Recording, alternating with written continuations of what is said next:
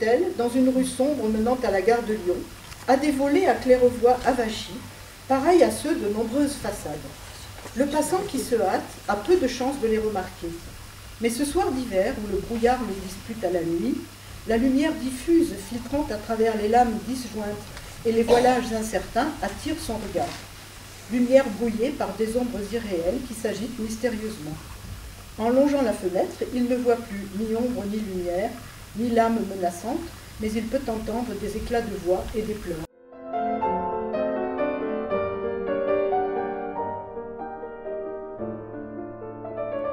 Je suis comme prisonnière ici, dans cette pièce à l'air confiné qui est désormais mon lieu, assignée au vide chaque fois que je rentre chez moi, et pourrais au long des jours déverser tout le sel de mes yeux sur ce sol d'un orangé terni, tandis que le ciel morose, brisé de son pouvoir obscur, recouvre rageusement la vitre du toit de ses eaux opacifiantes, quand s'étalent sans gêne les gouttes écrasées sur l'invisible obstacle.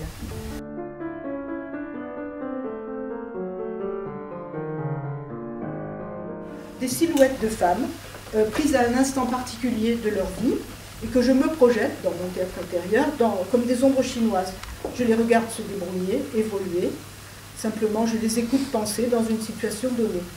Par exemple, dans La Passerelle, qui est à la page 15, il y a une Algérienne qui doit quitter son pays, c'est pendant des années de plomb, et sa fille, et donc je laisse la parole à sa fille, pour décrire sa mère et ce qu'elle a dans la tête. Elle avance, elle nous suit, nous ses enfants et petits-enfants, mais sa tête ne suit pas.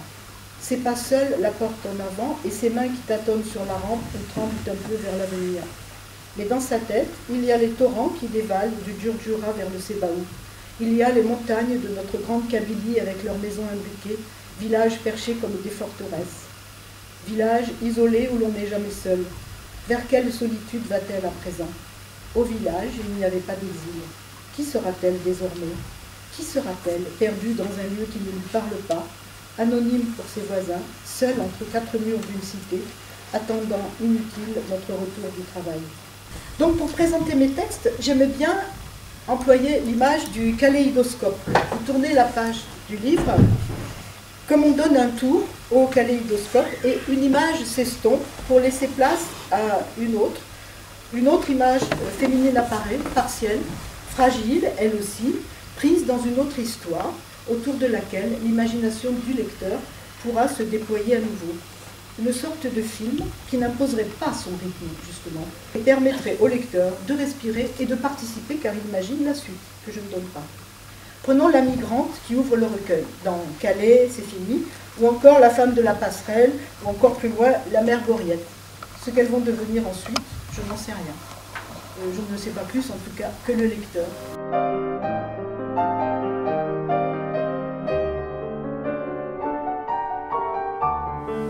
En général, dans mes récits, quand un abandon a eu lieu, soit par mort, soit par départ, c'est toujours par le corps que la vie reprend ses droits.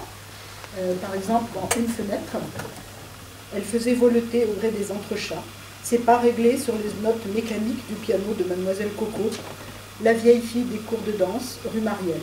Une, deux, pas chassée. Est-ce qu'elle vit toujours, Mademoiselle Coco? Existe-t-il dans cette ville des cours de danse où le soir, après le travail, elle pourrait danser le rock, la salsa, le tango, la rumba? Quelque chose craque à l'intérieur des rêves, déchirure où s'engouffrent des émois imprévus, un rythme irrépressible. Elle virevolte devant la fenêtre, tape des pieds en cadence, une, deux, trois, le premier qui passe, gare! Elle le voit venir, le voilà. Il la soulève, elle retombe alerte de l'autre côté après un vol plané par-dessus son épaule. C'est tout naturel de se déplacer comme ça, non? Un mirage.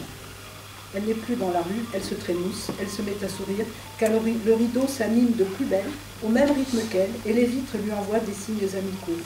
Qu'importe la ville et son brouillard, ici ou là, qu'importe ce qui l'attend derrière cette porte ou dans cette ville ou ailleurs, la fenêtre en elle vient de s'ouvrir et plus rien n'arrêtera le vent. Renverser les barrières, arracher les rideaux, traquer les obscures résignations, vivre enfin, il est temps.